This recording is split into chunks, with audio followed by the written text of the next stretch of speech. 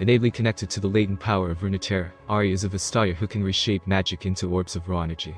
She revels in toying with her prey by manipulating their emotions before devouring their life essence. Despite her predatory nature, Ahri retains a sense of empathy as she receives flashes of memory from each soul she consumes. Abandoned in the snowy woods of northern Ionia, Ahri knew nothing of her original family save the token they left her: a pair of matching gemstones. She joined a pack of ice foxes as they stalked prey on their morning hunt, and before long they adopted her as one of their own. With no one to teach her the magic of her kind, Ahri instinctively learned to draw it from the world around her, shaping destructive spheres and quickening her reflexes to take down prey. If she was close enough, she could even soothe the deer into a state of tranquility, so much that it remained serene, even as she sank her teeth into his flesh. Ahri first encountered humans when a troop of foreign soldiers camped near her den. Their behaviors were strange to Ahri and, curious to learn more, she watched them from afar.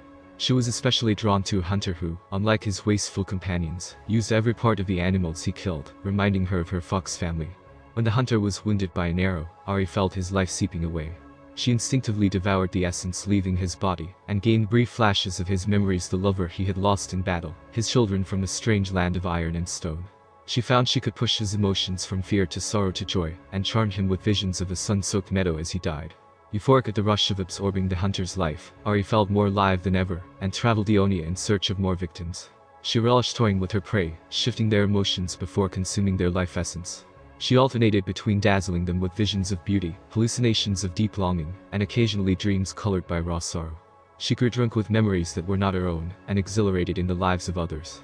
Through stolen visions, Ahri watched through their eyes as they pledged fealty to a temple of shadow, sacrificed offerings to a deity of the sun incarnate, encountered an avian tribe of vastaya that spoke only in song, and glimpsed mountainous landscapes unlike any she had seen.